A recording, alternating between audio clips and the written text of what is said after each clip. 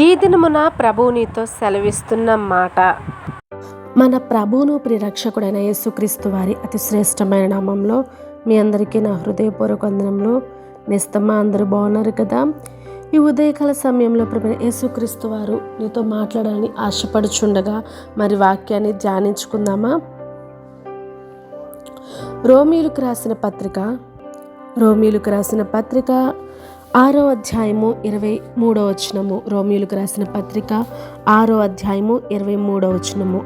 ఏలయనగా పాపము వలన వచ్చు జీతము మరణము, అయితే దేవుని కృపావరము మన ప్రభువైన క్రీస్తు యేసునందు నిత్య జీవము. దేవునికి స్తోత్రం, హల్లెలూయా.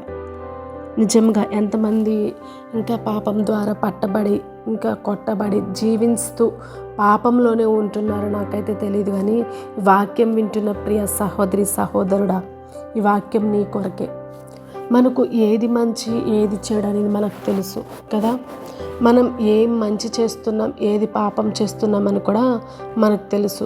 ఎదుటివారు మనకు చెప్పడం కాదు, కానీ మనకి ఇది తప్పు ఇది పాపం అని మనకు తెలిసిన వెంటనే ఆ పాపాన్ని ఆ తప్పుని మనము ఎంత దేనిదైనా కానీ సరే, ఎలాంటి పరిస్థితి అయినా అవన్నీ కూడా విడిచిపెట్టి నీవు నీతియుక్తంగా జీవించగలిగితే, నీవు నీతియుక్తంగా బ్రతికగలిగితే, నువ్వు యథార్థంగా జీవించగలిగితే నా ప్రభువు నిన్ను ప్రేమించడానికి సిద్ధంగా ఉన్నారు. నా ప్రభువు నీకు తోడుగా ఉండడానికి సిద్ధంగా ఉన్నారు. నా ప్రభువుని పాపములను క్షమించడానికి సిద్ధంగా ఉన్నారు. ఈ లోకపు మనుషులు నీ అవసరాలు తీర్చకపోవచ్చు, లేకపోతే కొంతకాలం మాత్రమే తీర్చి ఉండొచ్చు, కానీ శాశ్వతంగా నిన్ను ప్రేమించేవారు నా దేవుడు. నేస్తమా, ఒక్కసారి ఆలోచించు. పాపం వలన నీకు ఏం లాభం కలుగుతుందో తెలుసా? నీకు లాభం ఏమొస్తుందో తెలుసా? మరణం వస్తుంది.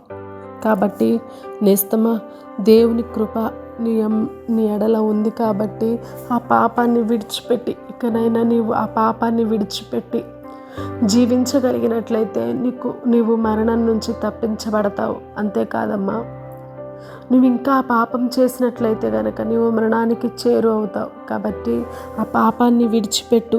దేవుని యొక్క కృప మహిమలో నువ్వు నిలిచి ఉండు. నిత్య జీవమును పొందుకో.